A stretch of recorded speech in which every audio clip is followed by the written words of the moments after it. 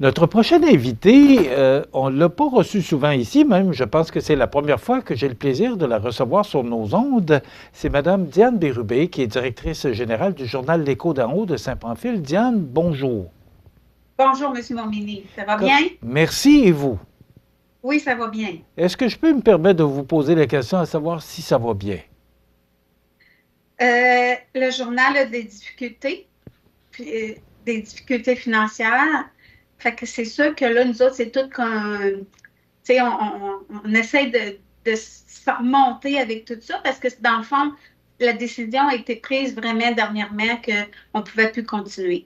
Bon. Fait que là, je rencontre mon conseil d'administration, j'ai discuté avec des gens là, tu sais, qui nous ont aidés beaucoup là, pour la publicité, puis aussi pour la distribution du journal. Fait qu'on essaie de travailler en sorte là, en tout cas, qu'ils comprennent un peu ce qui s'est passé pour le journal.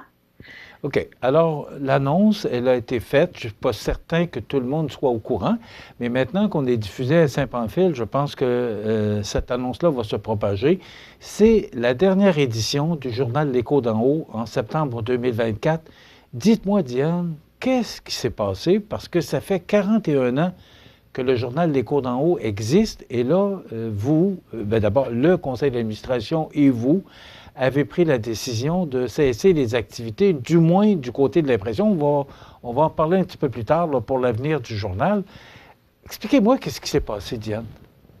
Ben, il s'est passé que depuis la pandémie, oui, c'est vrai, le gouvernement nous a beaucoup aidés avec nos subventions, les subventions pour la pandémie, ça c'était correct. Mais aussitôt que ça revenait à normal, là, on avait moins un peu de publicité nationale. Fait que là, on a vécu un petit creux là, dans ce moment-là. Je vous dirais, là, en 2021-22, là, un creux.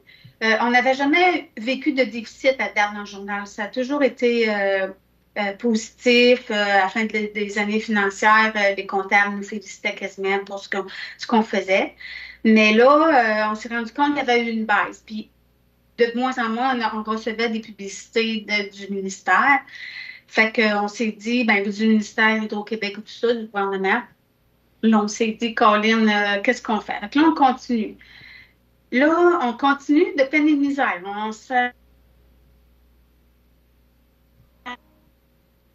C'est sûr qu'elle est mieux avoir un journal papier qu'un journal en ligne, d'après moi, parce que, tu sais, on est quand même une population vieillissante. Mais là, on continue pareil de travailler en sorte, tu sais, d'aller chercher des commanditaires, puis tout ça, tu sais, des entreprises, tu sais, pour nous aider, pour acheter, pour vendre de la publicité, qu'on puisse diffuser leur publicité. Là, ben là, il y en a de moins en moins parce que dans le fond, Facebook, puis tous les sites Internet, ils ont pris le dessus sur le papier, puis c'est normal, je l'ai compris en l'autre. Mais là, à un moment donné, en septembre ou en octobre 2023, on nous annonce que Publisac, à partir de février, il n'existera plus. Nous autres, on faisait affaire avec eux. Puis, on s'était déjà informé pour la distribution par Poste Canada, mais là, on a calculé nos prix, tout ça, puis ça nous coûtait 70% de plus faire affaire avec Poste Canada que de continuer avec Publisac. Fait que là, déjà là, ça nous a fait peur un peu. Fait que là, j'ai envoyé une lettre aux municipalités pour savoir, aux 7 municipalités qu'on dessert dans l'île Sud, Saint-Pamphile, Saint-Perpétue, Tourville, Saint-Omer, Saint-Adalbert, Sainte-Félicité, Saint-Marcel. Puis là, on s'est dit, ben là, on va communiquer avec eux. Mon président il était avec moi, on en parlait de ça. Mon président, c'est Daniel Bélanger. Fait que là, on s'est dit, on l'essaie, on va demander aux municipalités s'ils veulent nous aider au moins pour la distribution papier par le Poste Canada. Puis, tout ont accepté. Fait qu'on était bien contents. Ça veut dire que là, en mars, dans le fond, en février, on avait la dernière distribution Publisac. OK, ça allait quand même bien malgré tout, mais malgré qu'on avait eu quand même un petit déficit à la fin de l'année 2023. Là, en mars, ben, on a assumé les frais, dans le fond, de poste tout le mois de mars.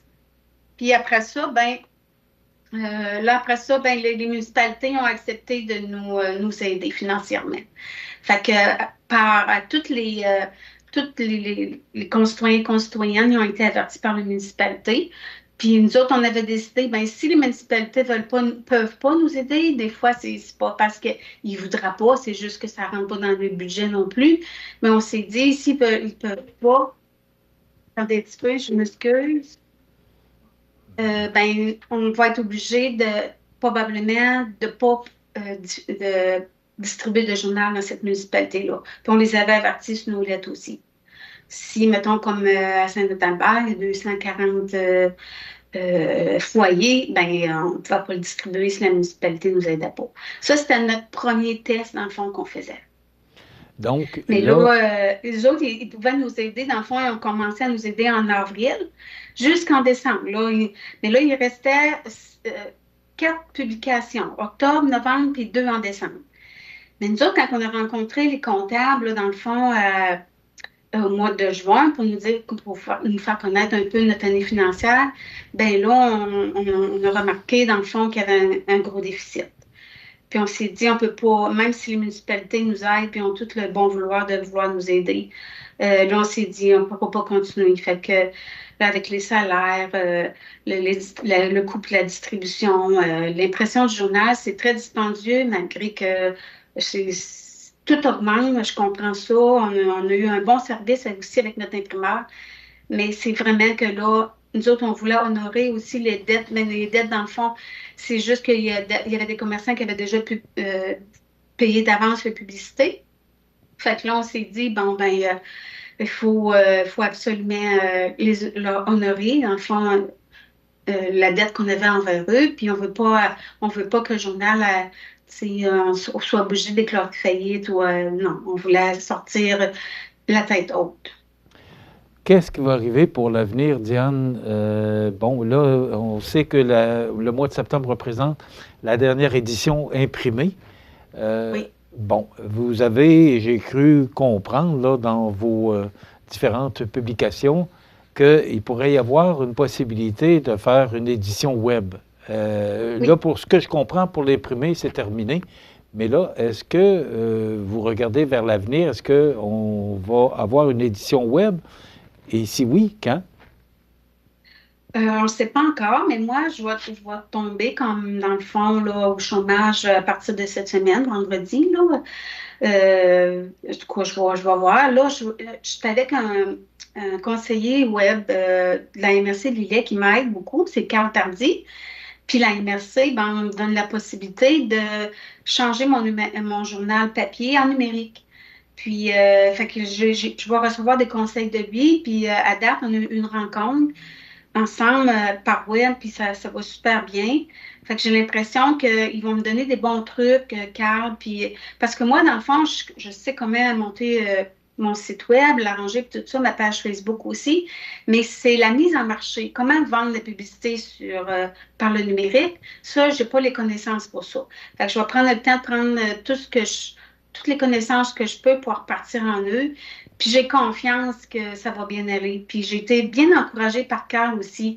Moi, je suis quasiment découragée, mais je pense que lui, il va nous aider là, à faire un beau produit.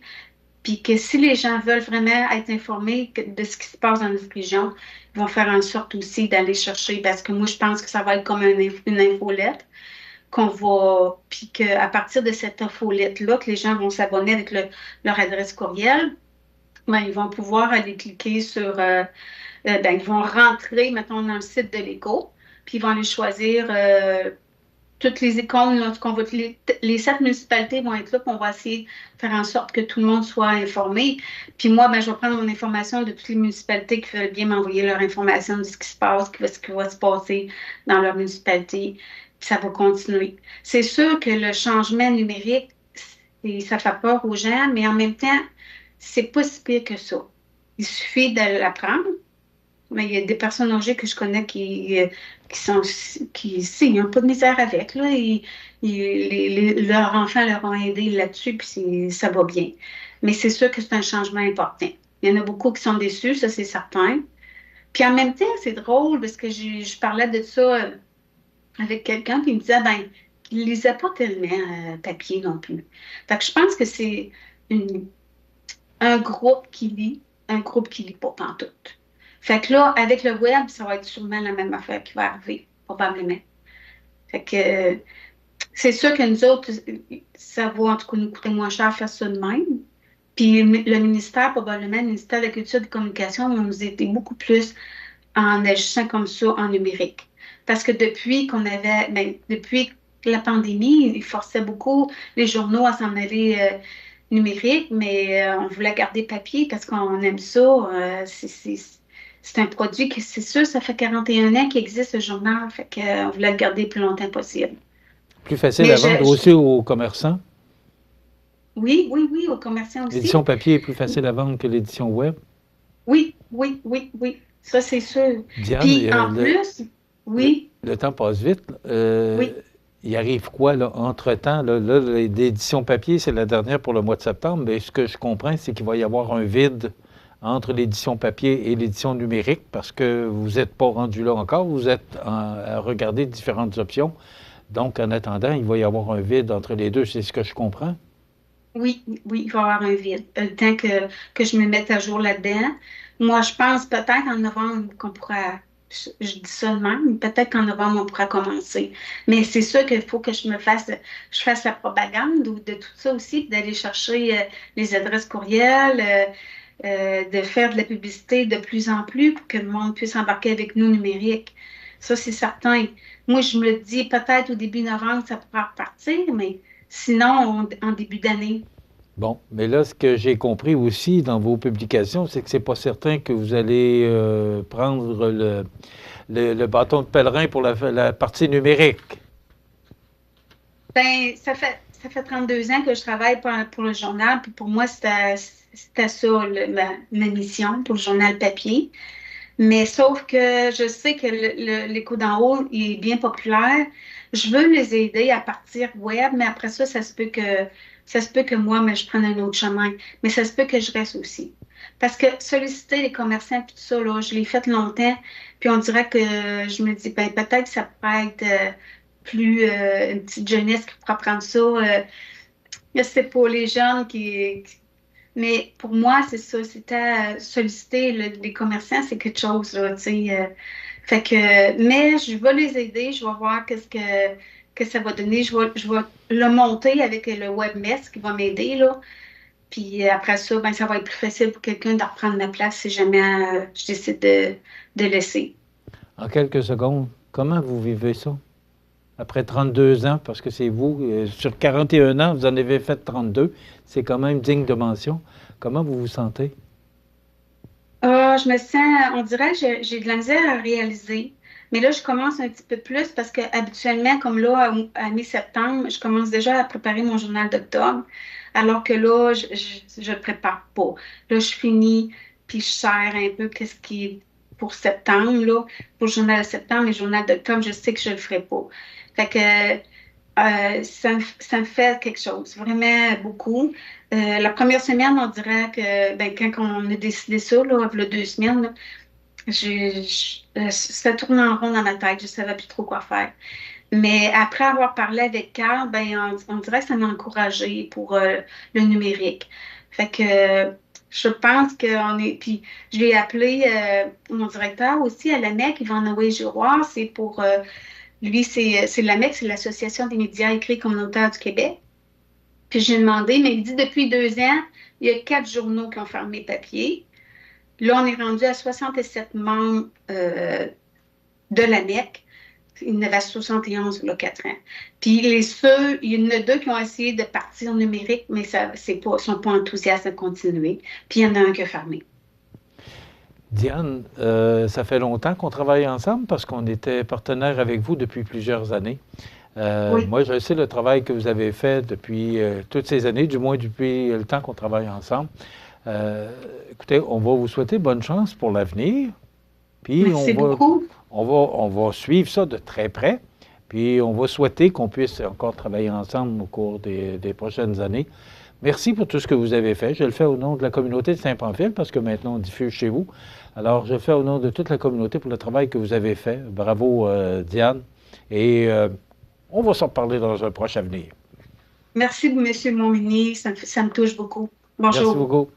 Diane Bérubé, qui est directrice générale depuis plus de 32 ans au journal L'Écho d'en haut, qui cesse d'imprimer au mois de septembre. C'est la dernière édition que vous avez reçue par la poste dans les municipalités situées au sud de l'îlet pour le journal L'Écho d'en haut.